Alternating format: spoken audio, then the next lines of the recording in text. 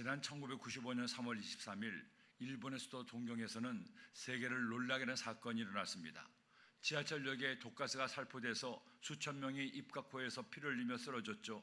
그리고 결국 그들 가운데 12명이 목숨을 잃은 사건이었습니다.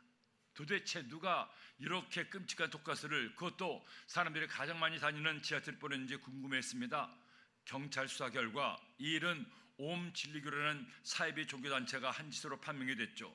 그 사이비 종교의 교주였던 이시아라는 사람이 있었는데, 그는 지구의 종말이 곧 다가올 것이라고 사람들에게 거짓말을 했습니다. 그 종말은 핵무기와 화학가스로 인류가 전멸할 것이라고 하면서 오직 자신을 믿는 사람만 구원을 받는다고 주장했습니다. 그리고 더 많은 사람들이 자신의 말을 믿게 하기 위해서 살인이라는 독가스를 만들어 공장을 만들었고, 이런 끔찍한 일을 저지르게 되었던 겁니다. 결국 그는 이 무서운 죄악으로 인해서 상성을 받고 형장의 이슬로 사라지고 말았습니다. 살인이라는 것이, 살인이라는 가스가 얼마나 무서운가를, 어떠한 독가스인가를 많은 사람에게 각인시킨 계기가 되기도 했었습니다. 그런가 하면 여러분, 우리 주변에 보면 자연적인 독도 있습니다. 보고라는 물고기를 먹어보신 적이 있습니까? 이 보고는 정말 맛이 좋죠. 복질이라고 해서 고춧가루를 넣지 않고 끓여서 먹으면 얼마나 시원하고 맛이 좋은지 모릅니다. 그런데 이 보고 요리를 아무나 하지 못하죠. 요리사도 할 수 없습니다. 오직 보고 요리를 할 수 있는 자격증을 가진 사람만이 이 보고 요리를 할 수가 있다는 겁니다. 왜냐하면 이 보고에는 치명적인 독이 들어있기 때문이죠. 보고의 피와 내장에 있는 독을 잘못 먹으면 사람이 그 자리에서 죽을 수가 있기 때문입니다. 이런 복이라는 독도 있다는 거죠. 제가 젊은 시절에 한때 한의원에서 아르바이트를 했습니다. 그런데 한약 재료 중에 부자라는 것이 있습니다. 부자라는 약이에요. 돈 많은 사람이 아니라. 겉보기에는 다른 약과 별로 다른 것이 없습니다. 하지만 한의사 선생님은 그 약은 무슨 독이니까 절대로 먹지 말라고 했죠. 제가 도대체 이 조그만 게 뭔데 먹지 말라고 할까 궁금해서 조금만 맛만 보자고 아주 조금 살짝 대서 찍어 먹어봤습니다. 그러다가 죽는 줄 알았습니다. 갑자기 혀가 굳어지는데 너무 놀라서 물로 입을 몇십 번에 썼는지 모릅니다. 우리가 살아갈 동안에 이처럼 절대로 먹거나 마셔서는 안 될 독들이 있죠. 잘못해서 이런 독을 먹게 되면 생명을 잃거나 불구가 될 수가 있기 때문입니다. 그런데 오늘 성경 말씀에 보니까 또 하나의 독이 나옵니다. 이 독 역시 대단히 무서운 독입니다. 아니, 사실은 세상에 어떤 독보다도, 살인가스보다도, 부자보다도, 보고의 독보다도 더 치명적이고 무서운 독일 수가 있습니다. 잘못 이 독을 먹거나 마시게 되면 자기만 다치는 것이 아니라 남도 다치게 할 수가 있기 때문입니다. 역사상 많은 사람들이 이 독 때문에 자신의 인생을 망가뜨리고 다른 사람마저 이 독으로 인해 죽음에 이르게 했습니다. 자, 여러분, 이 치명적인 독이 무엇입니까? 어떤 독이 수많은 사람들을 위협하고 그들을 죽음으로 이르게 했습니까? 바로 미움이라는 독입니다. 우리는 이번에 다니엘 기도를 통해서 나의 마음을 굳어버리게 하는 것들이 무엇인가를 나누고 있습니다. 그런데 여기 나의 마음을 단단하게 돌처럼 만드는 또 하나의 적이 있습니다. 미움이라는 적입니다. 내가 남을 미워하면 그 미움이 나의 마음을 병들게 합니다. 나의 영혼을 따뜻하게 굳게 합니다. 미움이 있으면 아무리 말씀을 들어도 말씀이 귀에 들어오지 않아요. 이 미움은 사람의 뼈도 마르게 하고 몸을 상하게 한다는 거죠. 미움이야말로 나의 마음밭을 병들게 하는 가장 무서운 마음의 독입니다. 그러므로 이번 다니엘 기도를 통하여, 아니 여러분의 삶에 저는 미움이라는 독을 여러분이 제거하기를 소원합니다. 아직도 내 마음 한구석에 있는 미움이 있습니까? 내가 미워하는 누군가가 있습니까? 오늘 이 말씀을 통하여, 이번 다니엘 기도를 통하여 주님께 기도하여 그 모든 미움의 독을 주의 보혈로 다 덮어버리고 여러분의 마음 가운데 용서와 사랑과 평안만이 충만하기를 예수님의 이름으로 축원합니다. 그렇다면 이 미움이 어떻게 사람을 해칠 수 있습니까? 우리는 이 미움이라는 독을 어떻게 제거해야 되겠습니까? 첫째로, 미움은 몸을 상하게 하는 독입니다. 오늘날 현대학이 발달하면서 사람들은 예전과 비교도 안 되게 오래 살고 있죠. 20세기 초만 해도 사람들의 평균 수명이 얼마나 되는지 아십니까? 40세를 넘지를 못했습니다. 왜? 아이들이 어릴 때 많이 죽었기 때문이죠. 제가 어릴 때만 해도 어른들 나이가 50이라고 하면 늙었다는 말을 들었습니다. 나이가 60이 되었다면 야 60이나 사셨어 환갑이라고 해서 살 만큼 살았다고 해서 다시 인생을 산다고 해서 회가변을 열기도 했어요. 근데 요즘 누가 60이라고 환갑잔치를 합니까? 50세가 늙었다고요? 50세는 젊은 애들입니다. 심지어 70도 청춘이라는 거죠. 80이 넘어야 연세 좀 드셨구나, 노인이라는 말도 어색하지가 않다는 거예요. 그만큼 옛날보다 잘 먹고 의료도 또 잘 받고 있기 때문이죠. 그런데 이렇게 발달한 현대의학으로도 아직도 고치지 못한 병들이 있습니다. 그 병들 가운데 가장 많은 사람을 고통받게 하는 병이 뭡니까? 암이잖아요. 암이 무슨 병인지 아십니까? 암은 사람의 몸 안에 있는 세포가 어느 날 갑자기 몸의 명령대로 따르지 않고 자기 마음대로 커지는 세포 덩어리입니다. 사람 몸에는 수많은 세포가 있죠. 이 세포들은 유전자에 들어있는 정보대로 만들어지고 활동하다가 때가 되면 죽어야 됩니다. 그런데 이 암세포는 그런 명령에 따르지 않아요. 자기 마음대로 커지고 죽지도 않습니다. 이런 이상세포 덩어리가 바로 암이라는 거죠. 오늘날 과학자들이 이 암을 정복하기 위해서 엄청나게 많은 연구를 하고 있지만 아직도 세포가 이렇게 반란을 일으키는 정확한 원인을 찾아내지 못하고 있습니다. 그래도 몇 가지 암의 원인이 되는 중요한 원인을 찾았는데, 하나는 암을 일으키게 하는 물질들입니다. 이를테면 담배에 들어있는 타르 같은 것들, 또한 환경 호르몬들이죠. 또 하나의 원인은 스트레스라는 겁니다. 사람이 스트레스, 즉 정신적 충격을 받으면 이것이 암을 일으킬 수 있는데, 그 가운데 가장 무서운 것이 뭐냐? 남을 미워하는 마음이라는 거예요. 그러면 여러분, 미움의 독이라는 것이 이해가 됩니까? 성경은 이미 수천 년 전에 이 사실을 다 알고 있었습니다. 하나님의 말씀이기 때문이죠. 이처럼 말씀했죠. 오늘 말씀 잠언서 17장 22절에 보니 마음의 즐거움은 양약이라도 심령의 근심은 뼈를 마르게 하느니라. 마음의 즐거움은 양약이라도 심령의 근심은 뼈를 마르게 하느니라. 심령의 근심, 걱정, 원망, 불평, 미움이 나의 뼈마저 마르게 한다는 겁니다. 그러므로 여러분, 우리는 내 마음에서 미움의 독을 빼내야 됩니다. 미움의 독을 빼내지 않으면 나의 마음은 점점 더 굳어지고 딱딱해져 묵은 땅이 될 수밖에 없기 때문이에요. 사울왕을 보세요. 사울은 원래 겸손하고 착한 청년이었습니다. 그래서 하나님께서는 그를 이스라엘의 왕이 되게 했죠.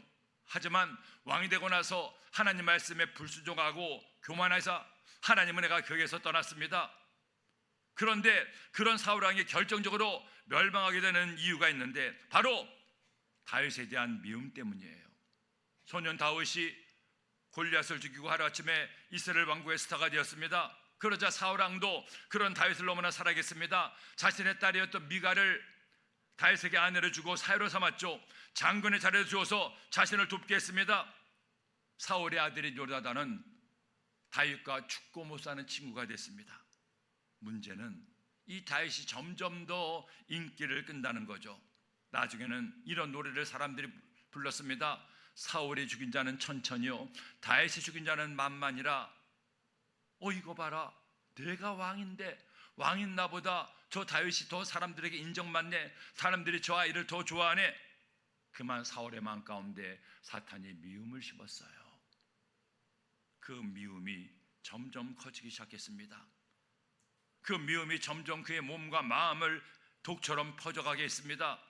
어느 날 다윗이 사울을 위해서 궁전에서 수금을 타고 찬송을 부르는데 사울왕이 다윗을 죽이려고 창을 던졌어요. 겨우 죽음은 면했지만 다윗은 죽음의 위기를 만난 겁니다. 이때로 사울왕의 미움은 점점 더 커졌습니다. 결국 그 미움 때문에 다윗을 원수로 여겼고 적으로 여겼고 잘못된 판단하는 바람에 자신도 자신의 가문도 멸망당하고 말았던 겁니다. 여러분, 미움은 사람의 몸을 망가뜨립니다. 미움의 독은 암을 일으킬 수가 있고 뼈를 마르게 할 수 있습니다. 더구나 미움이 극에 달하면 결국 사람을 죽일 수도 있다는 거예요. 그러므로 우리는 미움의 무서움을 알아야 됩니다. 남이 아니라 나를 위해서도 미움을 내 마음에서 제거해야 됩니다. 미워하지 마세요. 용서하세요. 화내고 불평하지 마세요. 있는 모습 그대로 그를 용납하고 불쌍히 여겨주세요. 그래서 내 안에 미움의 독이 사라질 때 진정한 평안이 우리에게 임하고 우리의 마음밭은 기경되어 주님의 은혜의 열매를 맺을 수가 있는 겁니다. 매그놀리아라는 미국 영화가 있습니다. 그 영화에는 여러 명의 주인공들이 나오는데 그 중에 한 명이 미국의 유명한 배우인 톰 크루즈죠.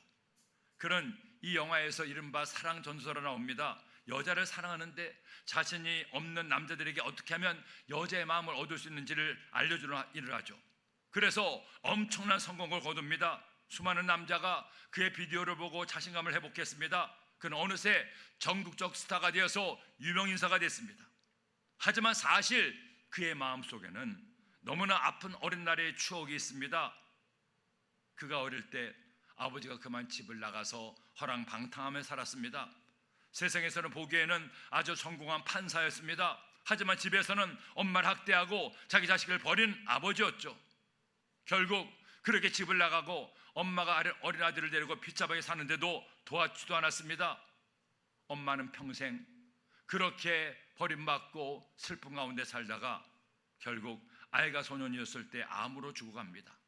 소년이 판사 아버지에게 달려가서 엄마가 죽어요. 엄마의 마지막 소원이니 아빠 엄마를 한 번만 만나주세요 하고 간청했지만 아버지는 거들떠보지도 않았습니다. 매몰차게 거절했습니다. 어린 소년이었던 그는 암으로 죽어가는 어머니를 간호했지만 결국 그 어머니는 세상을 떠나고 말았습니다. 그때 이후로 이 소년의 마음 가운데 아버지에 대한 불같은 미움이 일어났습니다. 겉으로는 자신인 척했지만 마음의 미움과 증오를 키워갔고 그 역시 상처 입은 외로운 영혼이었습니다. 그런데 그 아버지가 마지막 죽어가면서 아들을 찾는다는 겁니다. 그 말을 듣고 그는 너무나 분노했습니다. 어떻게 자기들을 버렸는데 지금 와서 우리를 찾느냐는 거죠. 절대로 만나지 않겠다고 소리치며 화를 냈습니다. 그런데 그러다가 생각해 보니 아니야, 내가 한번 만나기는 만나봐야겠다 마음을 바꿨습니다.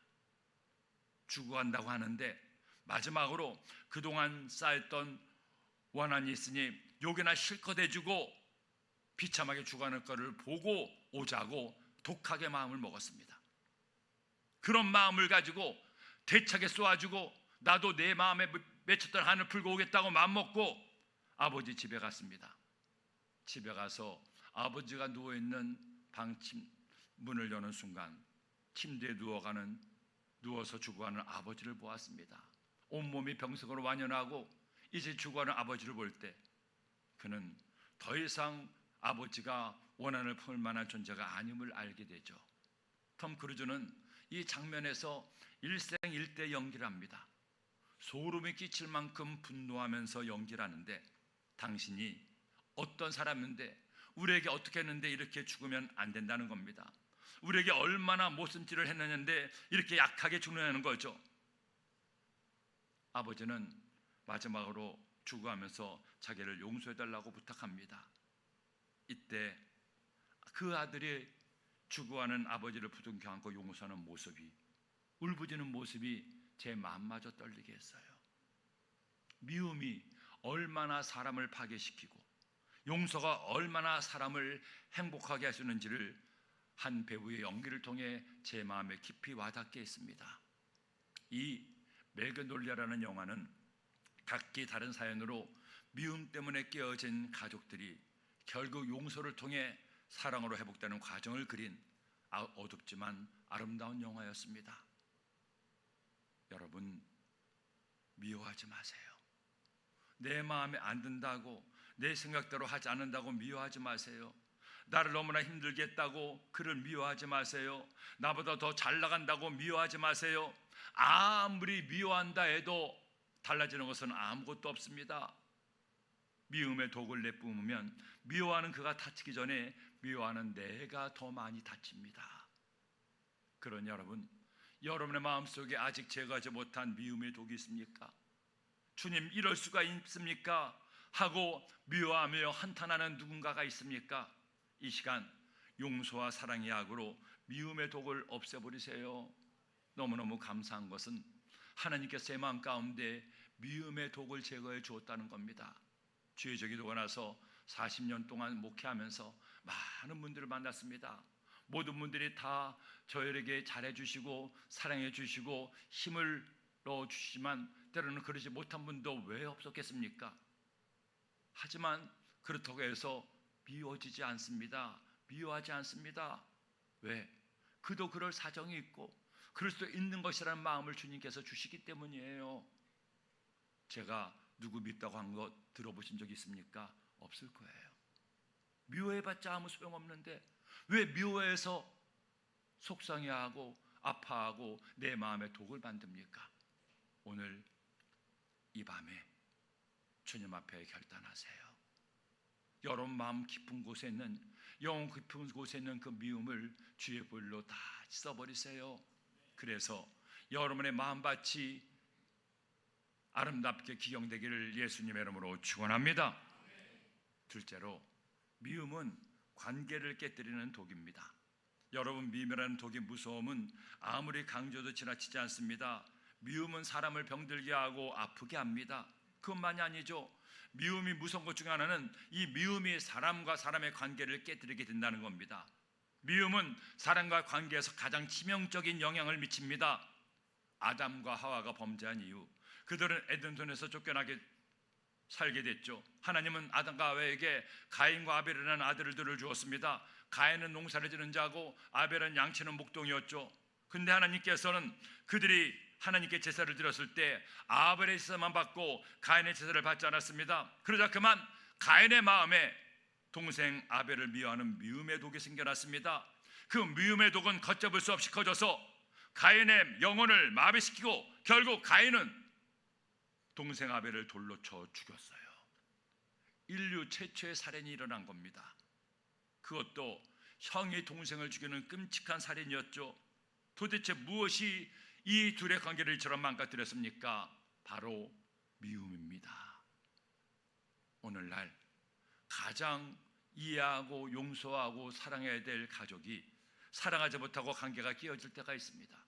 남편과 아내가, 부모와 자식이 서로 미워함으로 가정이 깨어집니다. 예수님 안에서 한 형제 자매 성도 사이에 관계가 깨지고 오히려 원수가 됩니다. 친구 사이에, 연인 사이에 관계가 금이 가고 문제가 생깁니다. 왜 그렇습니까? 이 모든 것이 미움이라는 독 때문이에요. 미움이 사람의 마음밭을 굳게 만들어서 용서하는 하나님 말씀이 심어지지 않습니다.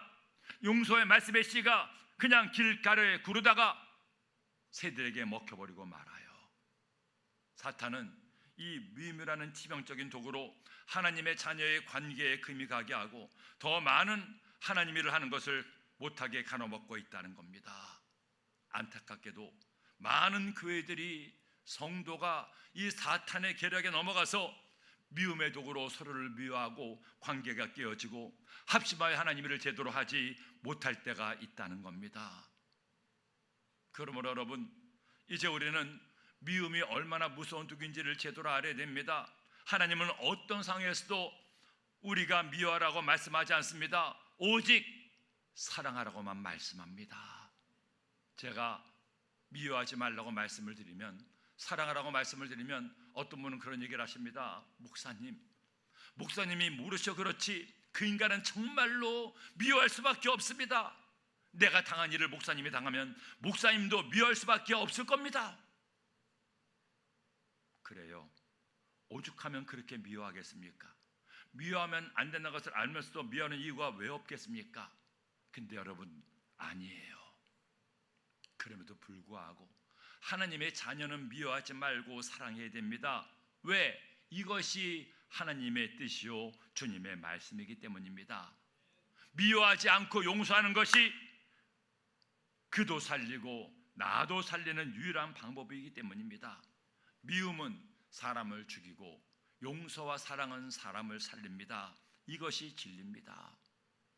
마르틴 루터 킹 목사는 오늘날 미국에서 백인에게든 흑인에게든 가장 존경하는 사람 중에 한 명입니다.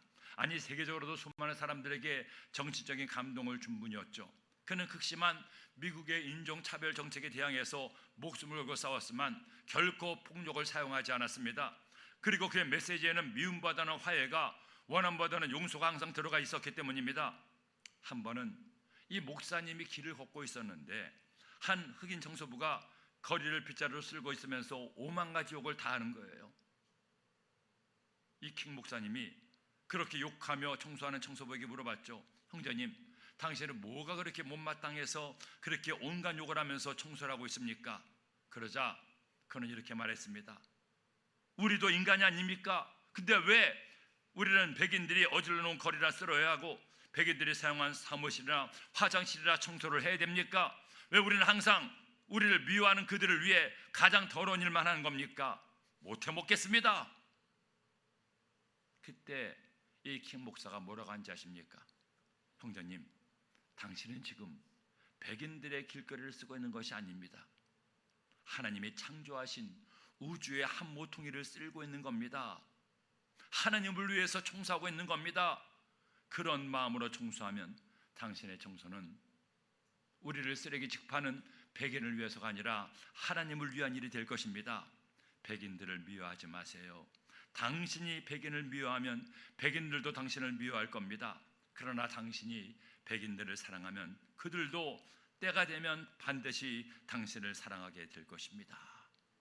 그는 끝까지 포용과 용서와 화해와 일치를 위해서 노력했습니다. 백인이라고 미워하고 배척하지 말고 그들을 수백 년 동안 괴롭힌 백인일지라도 동등한 인간이요, 함께 손을 맞잡고 미국의 미래를 개척해 나가자고 평화의 메시지를 외쳤습니다. 그러자 그런 그의 평화와 일치를 못마땅했던 극단 주자에 결국 암살을 당하고 맙니다. 그는 그렇게 세상을 떠났지만 끝까지 용서와 화해와 평화를 외쳤던 마르틴 루터 킹 목사의 정신은 미국 사회가 그나마 더 큰 흑백 갈등을 겪지 않고 오늘까지 오르게 한 가장 큰 역할을 했습니다. 미국에서 한 연구기관이 예수님을 믿지 않는 사람들에게 물어봤습니다. 당신은 예수하면 가장 먼저 떠오르는 교훈이 뭐냐는 거죠. 그런데 90% 이상의 믿지 않는 사람들이 예수님에 대해 가장 먼저 떠오르는 생각이 뭔지 아십니까? 원수를 사랑하라는 교훈이었다는 겁니다. 이 말은 무슨 뜻인가요? 믿지 않는 사람들이 믿는 우리에게 가장 먼저 보기를 원하는 것이 원수일지라도 사랑하라, 사랑을 요구했다는 겁니다. 예수님 말씀하셨죠. 마태복음 5장 43절에 또 내 이웃을 사랑하고 내 원수를 미워하라 하였다는 것을 너희가 들었으나 나는 너희에게 이르노니 너희 원수를 사랑하며 너희를 박해하는 자를 위하여 기도하라. 친구를 사랑하라, 아내와 남편을 사랑하라, 자녀를 사랑하라, 교우들을 사랑해라, 이웃을 사랑하라. 여기서 끝나지 않습니다. 원수마저도 사랑하라. 여러분을 힘들게 하고 고통을 줬던 원수를 사랑하고 있습니까? 미워하고 있습니까? 나를 이어지 핍박하고 해를 끼쳤던 그 인간을 위하여 기도하고 있습니까? 아니면 미움의 칼을 갈고 있습니까? 미움의 문제를 해결하지 않으면 나의 관계는, 우리의 관계는 회복될 수가 없고 우리의 굳어버린 마음밭을 갈아 엎어질 수가 없습니다. 여러분의 마음에서 미움의 독을 제거하세요. 그때 여러분의 모든 관계는 회복될 수가 있습니다. 셋째로, 미움은 영혼을 병들게 하는 독입니다. 여러분, 미움은 가장 많은 그리스도인들이 그래서는 안 되는 줄 알면서도 가장 많이 짓는 죄 중에 하나입니다. 어느 때는 미워하는 것이 죄라는 것도 잊어버리고 또 미워합니다. 너무나 억울하고 원통해서 그렇다는 거죠. 우리가 살아갈 동안에 기가 막히고 억울한 일을 당할 때가 왜 없습니까? 그 일만 생각하면, 그런 일을 행한 인간만 생각하면 화가 나고 분을 이기지 못해 살이 떨립니다. 세상에 어떻게 그럴 수가 있나는 생각에 잠도 오질 않습니다. 미워하면 안 된다는 것을 잘 알고 있는데, 용서하고 오히려 사랑하는 것이 나에게 도움이 되는 것도 알고 있는데, 머리를 아는데 가슴이 용서가 안 되는 거예요. 용서는커녕 생각하면 할수록 더 미워집니다. 그러나 여러분 잊지 마세요. 용서하지 않으면, 계속 미워하면 우리는 하나님과 바른 관계를 가질 수 없습니다. 내 마음속에 미움이 있으면 우리는 하나님께 가까이 나갈 수가 없어요. 미움은 마치 내가 하나님께로 가는 길에 있는 거대한 함정 같아서 이 미움의 함정에 빠져버리면 더는 하나님께로 갈 수가 없기 때문입니다. 그러기에 예수님은 이렇게 말씀했죠. 마태복음 5장 22절 24절 말씀 함께 읽겠습니다. 나는 너에게 이르노니 형제에게 노하는 자마다 심판을 받게 되고 형제를 대하여 라가라는 자는 공회에 잡혀가게 되고 멸하는 놈이라는 자는 지옥불에 들어가게 되리라. 그러므로 예물을 제단에 드리려다가 거기서 내 형제에게 원망 들을 만한 일이 있는 것이 생각나거든 예물을 제단 앞에 두고 먼저 가서 형제와 화목하고 그 후에 와서 예물을 드리라. 따라합시다. 먼저 가서 형제와 화목하고 그 후에 예물을 드리라. 예배를 드리는 것도 중요하고 하나님께 예물을 드리는 것도 중요하고 하나님을 찬송하는 것도 중요합니다. 헌데 먼저 할 일이 있습니다. 형제와 화목하고 난 다음에 주님께 나와 주님께 예배를 드리다는 겁니다. 여러분, 이런 일도 있었습니다. 어느 교회에서 세족식을 했습니다. 세족식은 예수님의 제자들의 발을 씻겨주신 것처럼 성직자가 성도들의 발을 씻겨주는 예식이죠. 생각은 좋았습니다. 그런데 이 세족식에서 목사님이 습관적으로 교인들의 발을 씻는데 자기도 모르게 왼발을 먼저 씻었습니다. 서로 마주 앉아있기 때문에 목사님은 오른쪽을 잡으면 그 발은 교인의 왼발이었기 때문이죠. 세족식이 끝났는데 한 교회 집사님이 조용히 목사님을 찾아오더니 용기를 내서 말을 했습니다. 목사님, 세족식을 하면서 참 은혜를 많이 받기는 받는데 궁금한 게 있습니다. 왜 왼발을 먼저 씻어주십니까? 오른발을 먼저 씻어주면 좋지 않겠습니까? 그래도 오른발이 먼저잖아요. 목사님이 깜짝 놀랐습니다. 이분이 이런 것을 질문을 다 하네. 여튼 알겠습니다. 기도해 보겠습니다 하고 목사님 말씀을 드렸죠. 그런데 집에 가서 가만히 생각해 보니까 은근히 그 집사님이 괘씸해지는 겁니다. 아니, 오른발이든 왼발이든 그게 무슨 문제야? 성경에 예수님께서 오른발 먼저 씻었다고 나와 있나? 나는 매일 자기들 냄새나는 발을 씻겨주는데 자기들은 내 발을 언제 씻겨줬어? 성경에도 없는 사실을 가지고 나에게 따지는 것을 이해할 수가, 이해가 안 되는 겁니다. 그러니 그 마음이 좋을 리가 없죠. 한편 그 집사님은 내가 오늘 용기를 내서 말씀드렸으니까 다음 세족식 때는 설마 또 왼발을 먼저 씻을까 오른발을 먼저 씻어주겠지 하는 기대감을 가지고 다음 세족식에 참석을 했어요. 그리고 그가 세족식을 할 차례가 됐습니다. 목사님이 기도하고 발을 씻어주는데 세상에 왼발을 또 먼저 씻어주는 거예요. 이게 아닌데 내가 분명히 말씀을 드렸는데 이 집사님이 그만 목사님이 미워지기 시작했습니다. 내가 그토록 용기 내서 말했는데 또 왼발을 먼저 씻네. 아니, 내 말을 무시하는 거야 뭐야? 화가 난 집사님은 교인들을 선동해서 교회를 박차고 나갔습니다. 그들은 새로 교회를 세우고 교회 이름을 오른발 교회라고 했다는 겁니다. 여러분, 이게 뭡니까? 집사님 말을 기분 나쁘게 듣는 목사님이나 말을 안 듣는다고 나가버린 집사님이나 똑같지 않습니까? 만일 그들이 서로 미워한 죄를 회개하지 않고 그대로 지나게 되면 나누어진 교회마저 또 문을 닫을 수밖에 없습니다. 왜? 사람의 생각은 다 다르고 판단은 다 다른데 나와 다르다고 해서 그를 미워하고 정죄할 때 어떻게 그들이 하나 되어 주님을 예배할 수가 있겠습니까? 아무리 발을 씻겨주면 뭐합니까? 그 마음에 미움을 씻지 못한다면 그는 하나님과의 관계도 사람과의 관계도 바랄 수가 없는 것입니다. 그러나 미움을 버리고 서로 사랑으로 발을 씻기며 섬길 때 오른발을 씻겨주든 왼발을 씻겨주든 발을 씻겨주는데 얼마나 감사하고 귀합니까? 너무나 고맙다고 서로를 섬길 때 목사님이 내 발 씻겨주었으니 나도 목사님 발 씻겨주겠다는 마음으로 서로 용서하고 하나 될 때 그것이 바로 천국이 아니겠어요? 처음에도 말씀드린 것처럼 한의원에 있을 때 부자라는 독을 조금 맛보고 혼이 났었습니다. 그때 이후 왜 이렇게 무서운 독이 약재로 쓰일까 궁금하게 생각했죠. 어떻게 쓸 수 있을까 궁금했습니다. 나중에 알고 보니 부자의 독을 없애고 오히려 좋은 약으로 바꿔주는, 그 독을 추가시켜주는 다른 약재가 있다는 것을 알게 됐습니다. 아무리 무서운 독이라도 잘만 쓰면 오히려 좋은 약이 될 수가 있다는 것이었죠. 미움은 마음의 독입니다. 그 독을 그대로 두면 우리의 몸도 영혼도 관계도 망가뜨리는 무서운 독이죠. 그러나 여러분, 여기 이 독을 좋은 약으로 바꿔주는 또 다른 약재가 있습니다. 바로 예수님의 사랑이라는 약재입니다. 예수님의 사랑만이 우리 안에는 미움의 독을 없앨 수가 있어요.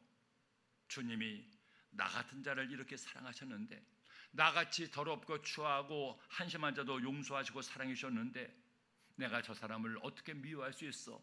주님이 나를 용서하시고 사랑하신 것처럼 나도 그를 용서하고 품어주고 그를 위해 기도해야 되지. 이것만이 내 미움의 독을 제거하는 가장 놀라운 탁월한 약재가 될 수가 있습니다. 그러므로 여러분, 오늘 이 시간 그 주님의 사랑을 체험하십시오. 십자가에서 나를 흘리신 주님의 그 십자가 사랑의 피를 기억하고 그 주님의 사랑의 피가 내 영혼에 흘러넘치게 해달라고 기도하세요. 주님, 주의 사랑으로 나를 흘러넘치게 하여 주옵소서.